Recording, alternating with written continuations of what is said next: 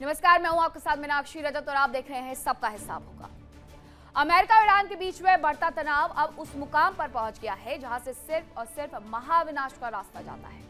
अपनी साम्राज्यवादी सोच, चौधराहट और दुनिया भर में दखलंदाजी करने की आदत से मजबूर अमेरिका एक बार फिर से एक संप्रभु राष्ट्र को अपनी सनक की आग में झोंकने की तैयारी कर रहा है। वॉशिंगटन में बैठे रणनीतिकार और राष्ट्रपति ट्रंप अपनी मौत को दावत देने वाले एक ऐसे जमीनी हमले यानी कि ग्राउंड ऑपरेशन का खाका खींच रहे हैं जो खुद अमेरिकी सेना के लिए एक भयानक कब्रगाह साबित होने वाला है। अपनी ताकत के नशे में चूर अमेरिका ये भूल रहा है कि ईरान पर हमला करना किसी भी महाशक्ति के लिए आत्मघाती साबित हुआ है। लेकिन अमेरिका की इस दुस्साहसिक हिमाकत का जवाब देने के लिए ईरान ने भी एक ऐसा खौफनाक कदम उठाने की चेतावनी दी है जिसने पूरी दुनिया के होश उड़ा दिए हैं। अगर अमेरिका ने ग्राउंड ऑपरेशन किया तो इस आशंका के बीच में एक बड़ा ऐलान कर दिया गया है ईरान की तरफ से, एक ऐसा ऐलान जिसके बारे में आप सोच भी नहीं सकते।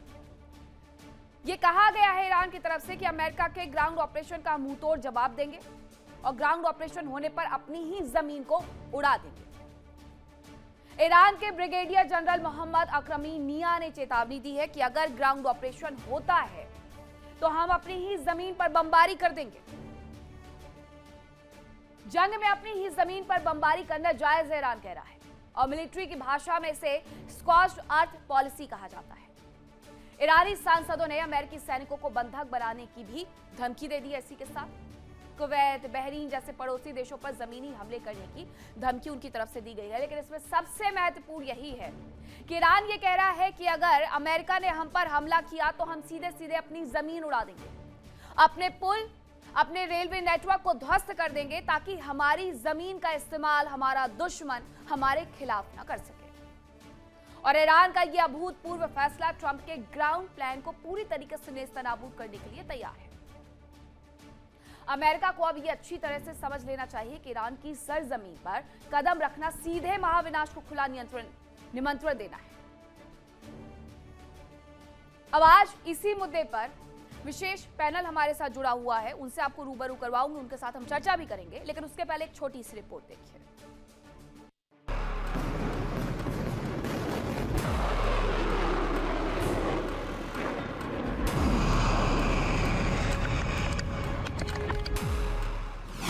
ट्रंप का ग्राउंड प्लान, अपनी ही जमीन उड़ाएगा Iran.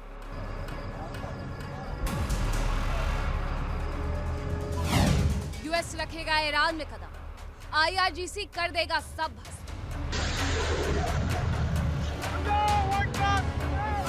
Ground operation in Iran America के लिए नहीं आसान।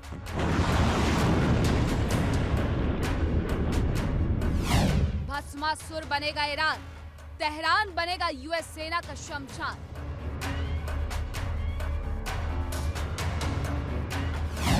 ट्रंप युद्ध पर अटल, अमेरिकी सेना ने दिखाया रेड सिग्नल।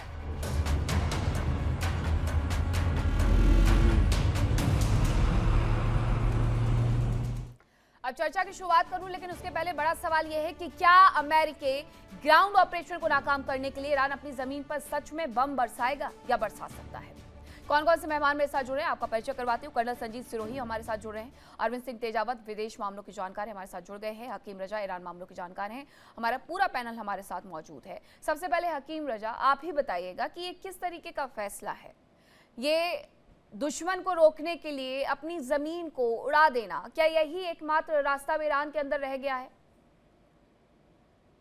नमस्कार सबको, थैंक यू वेरी मच। देखिए, ऐसा तो मैंने कंटिन्यू पूरे ईरान की खबरों में और पूरे इंटरनेशनल मीडिया सबसे मैंने आगाह हूँ। ऐसी कोई भी खबर नहीं है कि जैसे आप बता रहे हैं कि अपनी जमीन ही उड़ा देगा, ये कहीं भी है ही नहीं। कहीं पर भी कोई न्यूज में भी कोई भी जो रिलेवेंट सोर्स होता है ना, जो ईरान के, ऐसा नहीं कि वो ईरान इंटरनेशनल बोल दिया वगैरह वगैरह, जो अमेरिकन मीडिया है वो बोले। ईरान के ब्रिगेडियर जनरल मोहम्मद अकरमी निया, हमने तो पूरा नाम लेकर के बताया। जी, अकरमी का कोई भी सोर्स है ना, डायरेक्ट कोई मीडिया सोर्स नहीं है। अगर हाँ, इससे पहले बताया था कि अगर वो खत्म रखेंगे, अगर ग्राउंड इन्वेजन में आएंगे तो वी आर वेलकम, हम उनको खुशामदीद करते हैं। जैसे ही आएंगे तो तो वो मारेंगे, जब जमीन पे आएंगे तो जमीन के अंदर ही मारेंगे ना उनको। जब ग्राउंड में एंट्री लेंगे तो चाहे वो ऊपर से बरसाए या जीरो लेवल में उड़ाएंगे, कैसे भी वो करेंगे। और दूसरा सबसे बड़ा उन्होंने बताया कि अगर आप जमीन पे हमारे आएंगे तो पड़ोसी देश में, खाड़ी देश में जितने भी आपके बेसेस हैं हम उसको ले लेंगे। जैसे ये आएंगे ईरान में तो वो ईरान उनके बेसेस पूरी तरह कब्जे में ले लूंगा। ये तो क्लियर उन्होंने मैसेज दिया हुआ है। ऐसा कोई भी उड़ा दूंगा बोलने से उड़ाएंगे डेफिनेटली। उनके कुछ भी वेपन्स है, कुछ भी रहेंगे तो मारेंगे डेफिनेटली। अगर उनकी फ्लाइट आए तो उड़ा मार देंगे।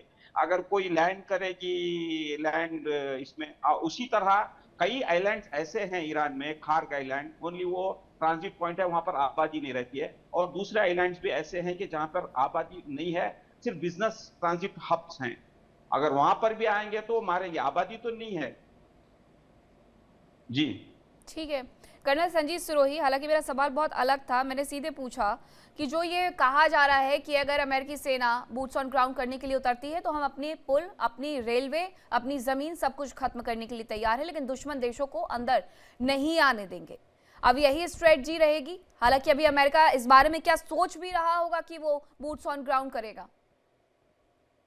मीनाक्षी जी धन्यवाद, जय हिंद। आपने अपने चैनल पे मुझे आमंत्रित किया। देखिए, ये जो बोला गया है कि ये तो कोई नई चीज नहीं है। कहीं भी कोई देश जब आपके जमीन के अंदर आ जाता है तो फिर जो है क्लोज कॉम्बैट लड़ाई जब होती है, आमने सामने लड़ाई होती है, तो एक दूसरे के ऊपर फायर किया जाता है, गोलाबारी की जाती है। वो चाहे आपकी जमीन में हो चाहे दुश्मन की जमीन में, देयर इज नथिंग न्यू। पर ये जो स्कॉच्ड अर्थ पॉलिसी है, ये कोई पहली दफे नहीं की जा रही है। जब साइनो जैपनीज वॉर हुआ था 1937 टू 45 में, तो चाइनीज ने भी अपने ही जो खेतों में आग लगा दी थी, अपने रिसोर्सेज को खत्म कर दिया था ताकि वो जैपनीज उसका इस्तेमाल ना कर सके। इसी तरीके से जब रशिया के इन्वेजन हुआ, चाहे सेकेंड वर्ल्ड वॉर में हुआ, उस समय जब रशियन ट्रूप्स विड्रॉ कर रहे थे, उन्होंने अपने इंफ्रास्ट्रक्चर को, खास तौर पर क्या होता है जो ब्रिजेस वगैरह होते हैं जो कि दुश्मन इस्तेमाल कर सकता, उनको उड़ा दिया जाता है ताकि वो इस्तेमाल ना कर सके। तो ये जो ब्रिगेडियर जनरल मोहम्मद अकरामी यहाँ है, इन्होंने जो बयान दिया है वो बिल्कुल सही बयान दिया है। और ये एक तरह का साइकोलॉजिकल वॉरफेयर भी है। वो अमेरिका को ये बताने के लिए कितने हम प्रतिबद्ध हैं, कितना हमारे अंदर जुनून है। अगर कोई भी आप जो है ग्राउंड ऑपरेशन करते हैं तो हम उसमें भी नहीं हिचकिचाएंगे कि हम अपने ही जमीन के ऊपर गोलाबारी या मिसाइल या ड्रोन मारे। तो इसमें कोई नई चीज नहीं है। कोई भी देश होगा तो वो ऐसा ही करेगा। तो मुझे लगता है कि अगर अमेरिका ये ग्राउंड इन्वेजन करता है, पहली बात तो ग्राउंड इन्वेजन वो बहुत लास्ट रिजॉर्ट है और उसका भी कह नहीं सकते करेगा कि नहीं करेगा, क्योंकि मुश्किलें अमेरिका के लिए बहुत ज्यादा हो जाएंगी अगर वो ग्राउंड इन्वेजन करेगा। ज्यादा से ज्यादा वो खर्ग आइलैंड के ऊपर कब्जा कर सकता है, क्योंकि वो एक इकोनॉमिक हब है जहां से 90% जो है उनका तेल वगैरह जो तो वहां से निर्यात होता है। लेकिन अगर उस पर भी हमला करता है तो ईरान के पास ऐसे ऐसे आइलैंड्स हैं, जैसे अभी मेरे से पहले जो पैनलिस्ट बोल रहे थे, उसमें सेमनान है, जईदान है, इसराफान है। वहां से जो है मिसाइल और ड्रोन से फायर किया जा सकता है। और अगर ग्राउंड ट्रूप्स खर्ग आइलैंड में रहते भी हैं, आ भी जाते हैं अमेरिकन ट्रूप्स, तो उनको बहुत भारी नुकसान उठाना पड़ेगा। तो ये, और दूसरी चीज जो मताकी साहब जो उनके फॉर्मर फॉरेन मिनिस्टर है, उन्होंने कहा कि अगर ऐसा होता है तो हम कुवैत और बहरीन पे हमला करेंगे और वहां से अमेरिकन हॉस्टेजेस को ले लेंगे और ईरान में ले आएंगे और फिर जो है लेवरेज वो इस्तेमाल करेंगे प्रिजनर्स का, अमेरिका को नीचा दिखाने के लिए और अमेरिका को नेगोशिएटिंग टेबल पे लाने के लिए। जी ठीक है। अरविंद सिंह तेजावत जी, अभी जो स्थिति बनी हुई है वो साफ ये कह रही है कि अमेरिका और ईरान दोनों के बीच में कोई बातचीत नहीं होने वाली है, कोई एक दूसरे की तरफ आगे नहीं बढ़ने वाला है और झुकने के लिए बिल्कुल भी तैयार नजर नहीं आ रहे हैं। तो उसके बाद क्या सिर्फ यही एक मसला बचता है कि अगर अमेरिका को ईरान के ऊपर विजय हासिल करनी है तो बूट्स ऑन ग्राउंड करना पड़ेगा?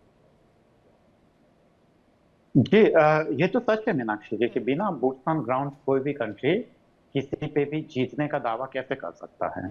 और दूसरी बात ये कि अगर वो बूट्स ऑन ग्राउंड भी करता है तो जैसा कि कर्नल साहब ने कहा है, वो पहले जो कोस्टल एरियाज हैं, खाग हैं या बंदर अब्बास हैं या तमाम जो जगह है, वहां पे वो कब्जा करने की कोशिश करेगा यूनाइटेड स्टेट, और फिर वहीं से वह अंदर घुसने की कोशिश करेगा। पर यह बहुत ही आसान काम नहीं है, क्योंकि आप इसे इराक मत समझिए। जो 90s का इराक था और अभी का 2026 का ईरान है, दोनों की ताकत में, दोनों के इन्फ्लुएंस में, दोनों की प्लानिंग में बहुत ज़्यादा फर्क है।